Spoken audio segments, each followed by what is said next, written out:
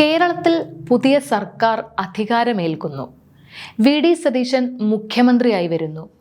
പക്ഷേ കഴിഞ്ഞ കുറച്ച് ദിവസങ്ങളായി സോഷ്യൽ മീഡിയയിൽ നടക്കുന്നത് നമ്മളൊന്ന് ശ്രദ്ധിച്ചാൽ രാഷ്ട്രീയമായ വിയോജിപ്പുകളല്ല അവിടെ കാണാൻ സാധിക്കുന്നത്. പകരം പച്ചയായ വർഗീയതയാണ് ചില കേന്ദ്രങ്ങൾ വിളമ്പുന്നത്. BJP കേരളത്തിൻ്റെ ഒഫീഷ്യൽ പേജിൽ വന്ന പോസ്റ്റുകൾ മുതൽ ശശികല ടീച്ചറുടെ പ്രസംഗം വരെ എല്ലാം വിരൽ ചൂണ്ടുന്നത് ഒരേ ഒരു കാര്യത്തിലേക്കാണ്. കേരളത്തിൻ്റെ മതേതര മണ്ണിൽ ഇസ്ലാമോഫീബിയ എന്ന വിഷം കുത്തിവെക്കുക.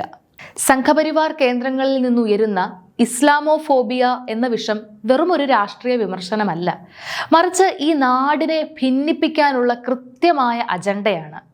കേരളത്തിലെ BJP ഹാൻഡിലുകളിൽ നിന്ന് പുറത്തു വരുന്ന ഇസ്ലാമോഫീബിയ കണ്ടാൽ തോന്നും ഇവിടുത്തെ ജനങ്ങൾക്ക് വിവരമില്ലെന്ന്. എന്നാൽ അവർ ഒന്ന് മനസ്സിലാക്കണം, ഇത് UP-യോ ഗുജറാത്തോ അല്ല, ഇത് കേരളമാണ്. എന്തുകൊണ്ടാണ് സംഘപരിവാറിന് കേരളത്തെ ഇത്ര ഭയം? എന്തുകൊണ്ടാണ് അവർ വി.ഡി. സതീശനെയും മുസ്ലിം ലീഗിനെയും ഒരുപോലെ ലക്ഷ്യം വെക്കുന്നത്? നമുക്ക് പരിശോധിക്കാം. എന്താണ് ഇവർക്ക് സതീശനോട് ഇത്ര കലിപ്പ്? കാരണം ലളിതമാണ്. വി.ഡി. സതീശൻ മുഖ്യമന്ത്രിയാകുന്നു എന്ന വാർത്ത വന്നത് മുതൽ BJP കേന്ദ്രങ്ങൾ അസ്വസ്ഥമാണ്. വിദ്വേഷ രാഷ്ട്രീയത്തിനെതിരെ വിട്ടുവീഴ്ചയില്ലാത്ത നിലപാട് സ്വീകരിക്കുന്ന ഒരാൾ അധികാരത്തിൽ വരുന്നത് അവരുടെ അജണ്ടകൾക്ക് തടസ്സമാകുമെന്ന് അവർക്ക് കൃത്യമായിട്ടറിയാം.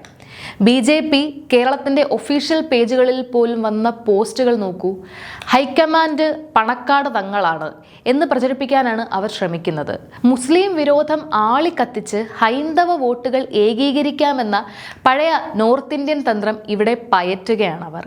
എന്നാൽ ആ പോസ്റ്റിന് താഴെ വന്ന കമൻറ്റുകൾ നമ്മളൊന്ന് വായിച്ചു നോക്കണം.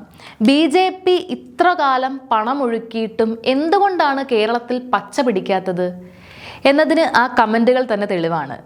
ഈ അജണ്ടയുടെ ഏറ്റവും പുതിയ ഉദാഹരണമാണ് ശശികല ടീച്ചർ PK കുഞ്ഞാലിക്കുട്ടിക്കെതിരെ നടത്തിയ പരാമർശം. കുഞ്ഞാലിക്കുട്ടിക്ക് മുഖ്യമന്ത്രിയാകാൻ കഴിയില്ല, കാരണം അദ്ദേഹത്തിൻ്റെ സിരകളിൽ ഒഴുകുന്ന രക്തം വേറെയാണ്. ടീച്ചറെ, ഇത് ഏത് നൂറ്റാണ്ടിലെ വർത്തമാനമാണ്? ഇന്ത്യൻ ഭരണഘടനയല്ലേ ടീച്ചറെ നമുക്ക് വലുത്? പാസ്പോർട്ടും ആധാർ കാർഡും ഉണ്ടായതുകൊണ്ട് ഒരാൾ ഇന്ത്യൻ പൗരനാകില്ല എന്ന് പറയാൻ ടീച്ചർ ആരാണ്? ഗാന്ധിജിയെ പോലും അധിക്ഷേപിക്കുന്ന ശശികല ടീച്ചർ സവർക്കറുടെ പാരമ്പര്യം പറയുന്നവർ കുഞ്ഞാലിക്കുട്ടിയെ രാജ്യസ്നേഹം പഠിപ്പിക്കാൻ വരരുത്. നേപ്പാളിലെ രാജാവ് വന്ന് ഇന്ത്യ ഭരിക്കണമെന്ന് പറഞ്ഞവരാണ് സവർക്കറുടെ അനുയായികൾ. ഈ ടീച്ചറാണ് ഇവിടെ വന്ന് സർട്ടിഫിക്കറ്റ് കൊടുക്കുന്നത്. CH മുഹമ്മദ് കോയയെയും അബ്ദുൽ കലാമിനെയും ഈ രാജ്യം നെഞ്ചിലേറ്റിയത് അവരുടെ മതമല്ല, അവരുടെ കഴിവും രാജ്യസ്നേഹവും നോക്കിയിട്ട് മാത്രമാണ്. അതൊന്നും ടീച്ചറുടെ വാട്സപ്പ് യൂണിവേഴ്സിറ്റിയിൽ പഠിപ്പിച്ചു കാണില്ലായിരിക്കും. ശശികല ടീച്ചർ മാത്രമല്ല, സംഘപരിവാറിൻ്റെ IT സെല്ലുകൾ കാലങ്ങളായി കേരളത്തിൽ ഇത്തരം വിഷവിത്തുകൾ പാകുന്നുണ്ട്. ലവ് ജിഹാദ് എന്നും നാർക്കോട്ടിക് ജിഹാദ് എന്നും പേരിട്ട് കേരളത്തിലെ ക്രിസ്ത്യൻ, മുസ്ലിം, ഹിന്ദു വിഭാഗങ്ങൾക്കിടയിൽ ഭിന്നിപ്പുണ്ടാക്കാൻ അവർ ശ്രമിക്കുന്നുണ്ട്. രാഷ്ട്രീയമായി പച്ചപിടിക്കാൻ കഴിയാത്തിടത്ത് വർഗീയത വളർത്തുക എന്നതാണ് അവരുടെ രീതി.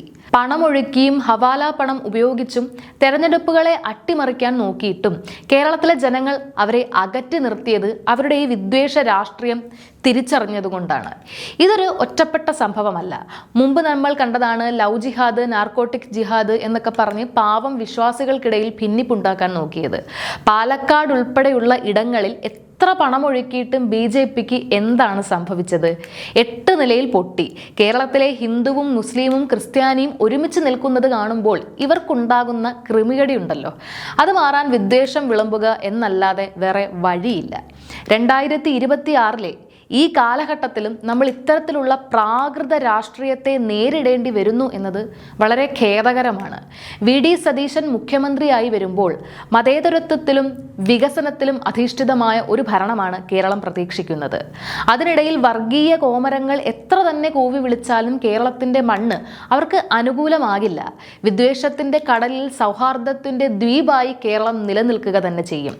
കാലം 2026 ആണ്, നാട് കേരളമാണ്. രാഷ്ട്രീയമാണ്. നിങ്ങൾക്ക് പറയാൻ രാഷ്ട്രീയമില്ലാത്തത് കൊണ്ടാണ് നിങ്ങൾ വിദ്വേഷം വിളമ്പുന്നത്. ശശികല ടീച്ചറെ പോലെയുള്ളവർ തിരിച്ചറിയേണ്ടത് വിദ്വേഷത്തിന്റെ വിഷം തുപ്പുന്നവർക്ക് കേരളം എന്നും ഒരു മരീചികയായിരിക്കും.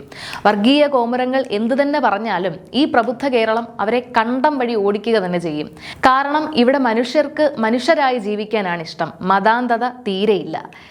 നിങ്ങൾക്ക് എന്തു തോന്നുന്നു? ടീച്ചറുടെയും BJPയുടെയും ഈ പോക്കിൽ നിങ്ങളുടെ അഭിപ്രായം എന്താണ്? താഴെ കമൻറ്റ് ചെയ്യുക.